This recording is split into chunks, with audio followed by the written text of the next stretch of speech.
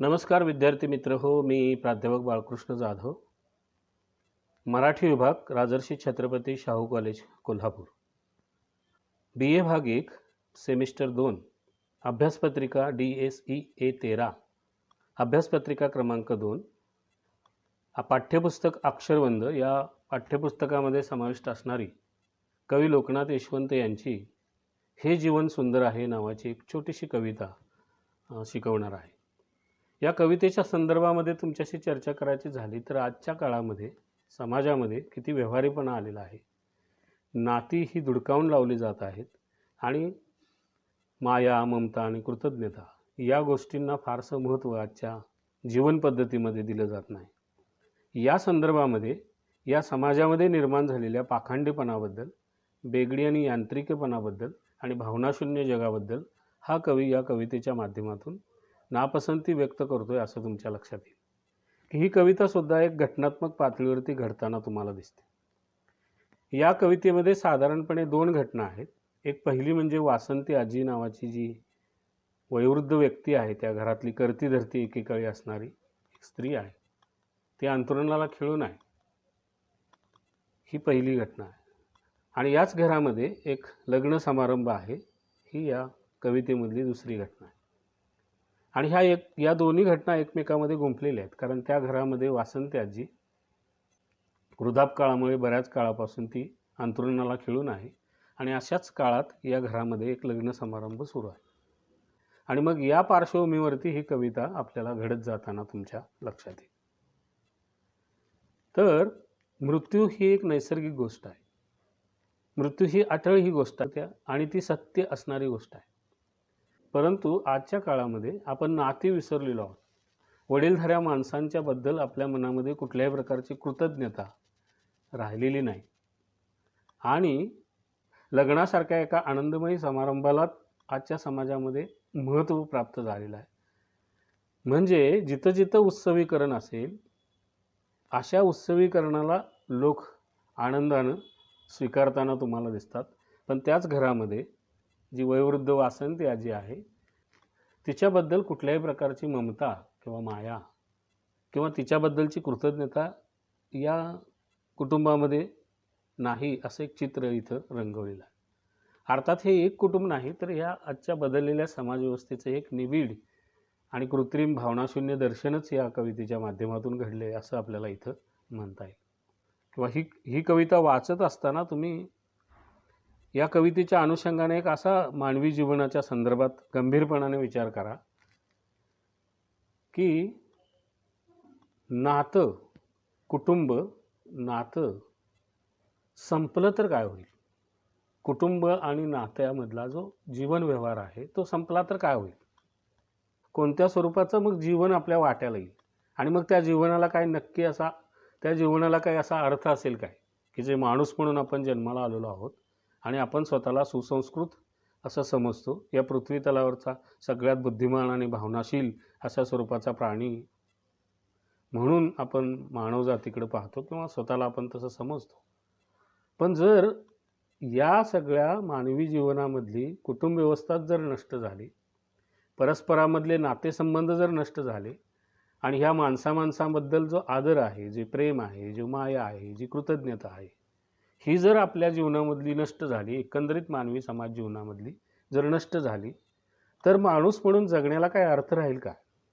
असा एक प्रश्न या कवितेच्या निमित्तानं आपल्यासमोर उभा राहताना तुम्हाला दिसतो. आणि म्हणून या कवितेचं मोल अधिक असलेलं तुम्हाला दिसतं.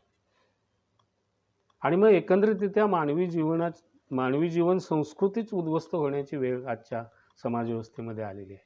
कुटुंब व्यवस्थेमधले नातेसंबंध हे नष्ट होत आलेले आहेत आणि माणसामध्ये एक आनंददायक घटनाप्रसंगाच्या माध्यमातून उत्सवीकरण करण्याकडे माणसाचा एक कल आहे. खरं तर अशा उत्सवीकरणाला काही हरकत नाही आणि आनंद मिळवण्यासाठी अशा घरामधल्या काही शुभकार्यामध्ये आपण आनंदानं सहभागी झालंच पाहिजे.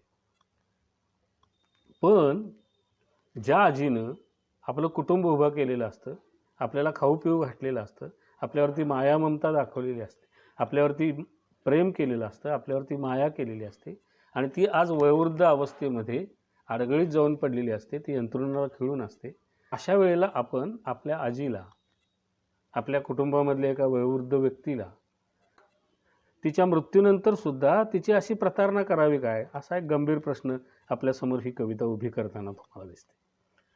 म्हणून या कवितेला अत्यंत महत्त्वाचं स्थान आहे, जरी ती अत्यंत छोट्या पातळीवरती लिहिली गेलेली असली तरी सुद्धा, हे आपल्याला इथं म्हणता येईल. मग ही कविता मी तुम्हाला वाचून दाखवतो आणि त्यावरती मग आपण थोडीशी चर्चा करू.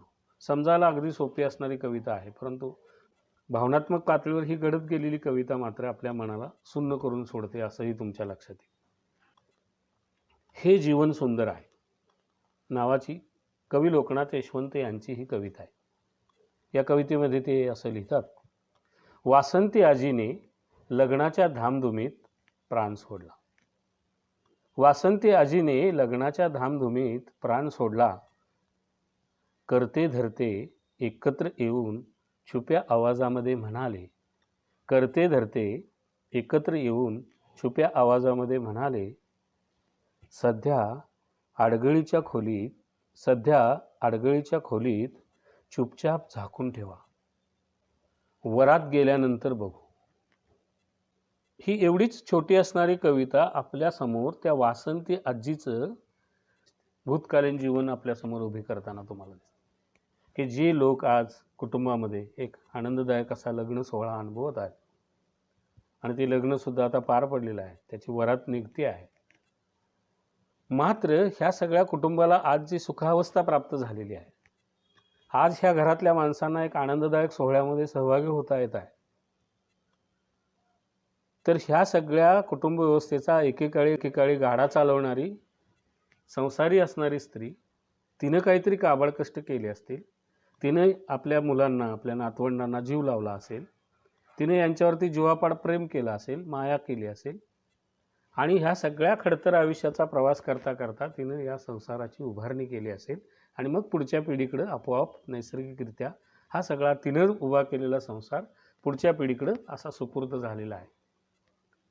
आणि ही पुढची पिढी मात्र ह्या वासंती आजीच्या जीवनाकडं अत्यंत क्रूर पद्धतीनं पाहते, अत्यंत व्यवहारी पद्धतीनं पाहते, अत्यंत यांत्रिकी आणि भावनाशून्य पातळीवरती तिच्या मृत्यूकडं हे सगळे लोक पाहत आहेत. आणि त्यांना कुठल्याही प्रकारची त्या वासंती आजी गेल्याचं दुःख दिसत नाही. त्यांच्या जीवनामध्ये एक प्रकारचा व्यवहारीपणा आलेला आहे. आणि इथंच आजच्या पिढीनं जुन्या माणसांना अडगळीत टाकण्याची एक प्रवृत्ती हिंस्र पद्धतीनं जोपासलेली आहे. आपल्या जुन्या माणसांनी आपल्यासाठी काय केले आणि हे सगळं जीवन कसं उभारलं गेलं असेल, या संदर्भामध्ये त्यांच्या मनामध्ये कुठल्याही प्रकारची कृतज्ञता नाही. आपल्या घरामध्ये असणाऱ्या या वासंती आजीबद्दल कुठल्याही प्रकारची दयामाया नाही, कुठल्याही प्रकारचं प्रेम नाही, कुठल्याही प्रकारचा जिव्हाळा नाही. आणि आजच्या ह्या सगळ्या बेगडी युगामध्ये जो घरामध्ये लग्न सोहळा चालू आहे, त्या लग्न सोहळ्याच्या आनंदामध्ये मशगूल राहण्यातच ही पिढी धन्यता मानते आहे. आणि या सगळ्या व्यवस्थेमध्ये नुसती तरुण व्यक्तीच आहेत असं नाही, तर घरामधले करतेच धरते म्हणणारे जमलेले सगळे मुख्य असे पै पाहुणेसुद्धा हे याच अंगाने, इतक्याच निष्ठुरपणाने त्या वासंती आजीच्या मृत्यूकडे पाहतात. आणि ही गोष्ट आजच्या समाजव्यवस्थेमध्ये अत्यंत विदारक पातळीवरती आहे असं आपल्याला इथं म्हणता येतं. हा जो माणसाच्या ठिकाणी निर्माण झालेला जो कृत्रिमपणा आहे, या कृत्रिमपणाला मनोविकृतीच म्हटलं पाहिजे, इतक्या हीन पातळीवरती या समाजातली मनोवृत्ती आता बनते आहे. जीवनमूल्यांची इथं हेळसांड होत आहे. जे ऋणानुबंधाचे नातेसंबंध आहेत, हे सगळे नातेसंबंध आजच्या युगामध्ये ही नवी पिढी पार धुळीला मिळवत आहे. आणि यामुळं एक अस्वस्थ करून सोडणारी ही कविता आपल्यासमोर येताना तुम्हाला दिसते. या सगळ्या गोष्टीचा अत्यंत गंभीरपणाने जर आपण विचार केला तर आपल्याला असं म्हणता येईल की या कवितेच्या माध्यमातून बदलत जाणाऱ्या समाजव्यवस्थेमधले जो पाखंडीपणा आहे, जी हिंस्रता आहे, जी एक प्रकारची ह्या सगळ्या बेगडी संस्कृतीतून निर्माण झाली मनोविकृती आहे, आणि ह्या मनोविकृतीनं कुटुंब व्यवस्थेमधले नातेसंबंध पार संपवून टाकलेले आहेत. जुन्या माणसांच्या मृत्यूनंतर सुद्धा त्यांना अडगळीत ठेवण्याची एक कृतज्ञता या आजच्या समाजव्यवस्थेमध्ये निर्माण होत आहे. त्यामुळे कुटुंब व्यवस्था धोक्यात येत आहे, नातेसंबंध सगळे संपत आहेत आणि माणसं आनंददायक घटनांचं उत्सवीकरण करण्यामध्ये एक दंग आहेत. नात्यांशी त्यांना काही घेणं देणं नाही. आणि या सगळ्या पातळीवरती माणसं ही कशी रोबो पद्धतीनं जीवन जगतात, एक भावनाशून्य पातळीवरचं जीवन जगतात. त्यांना किती जरी वाटलं तर आजचं जग हे आपल्यासाठी सुंदर आणि सर्व प्रकारच्या सुखसमृद्धीनं नटलेलं हे जग आहे आणि ह्या जगाचा आपण काळाच्या ओघामध्ये आनंद घेतला पाहिजे असं त्यांना किती जरी वाटलं तरी खरं तर नाती जेव्हा संपतील, कुटुंब व्यवस्था जेव्हा उद्ध्वस्त होईल, तेव्हा एका अर्थानं मानवतावादी संस्कृतीच नष्ट होते. आणि ही मानवतावादी संस्कृती एकदा नष्ट झाली तर माणसाच्या जगण्याला मग काय अर्थ राहील. माणसंच जर माणसाकडं इतक्या आदराच्या आणि प्रेमाच्या भावनेनं पाहणार नसतील, त्यांनी केलेल्या काबाड कष्टाबद्दल आपल्या मनामध्ये कृतज्ञता ठेवणार नसतील, जुन्या पिढीवर प्रेम करण्याची त्यांच्यामध्ये जर वृत्ती निर्माण होत नसेल, या पाषाण हृदयी प्रवृत्तीच्या वर्तनाने त्यांच्या एकंदरीत मानवी जीवनामध्ये आणि इथल्या सामाजिक आणि सांस्कृतिक पर्यावरणामध्ये ते सुखानं जगू शकतील काय? याला एक सुसंस्कृत मानवी जीवन म्हणता येईल काय? असाच एक प्रश्न या कवितेच्या अनुषंगाने आपल्यासमोर उभे राहतो. मग आपल्या डोळ्यासमोर उभी राहते ती एक वयोवृद्ध, अंथरुणाला खिळून असणारी, अडगळीत पडलेली वासंती आजी. तसं पाहिलं तर या समाजव्यवस्थेमध्ये ही जिवंत माणसं ही पपेट बनलेली आहेत आणि यांच्या अंतःकरणामध्ये कुठल्याही प्रकारची भावना नाही. आणि ह्या एवढ्या सगळ्या सुखासीन बदललेल्या बाजारो दुनियेमध्ये एक आनंद व्यक्त करण्यामध्येच हे लोक धन्यता मानत आहेत. आणि हे असंच जर पुढं कुटुंब व्यवस्थेमध्ये घडत गेलं, नातेसंबंध संपले गेले, तर मग मानवी जीवनाला आणि या मानवी जीवन संस्कृतीला मानवतेच्या अंगानं, प्रेमाच्या आणि ममतेच्या अंगानं आणि अनेक प्रकारच्या नात्यांच्या मध्ये असणाऱ्या जिव्हाळ्याच्या अंगानं या मानवी जीवनाला काही अर्थ राहणार नाही, असं एक चित्र हा कवी इथं उभा करताना तुम्हाला दिसतो.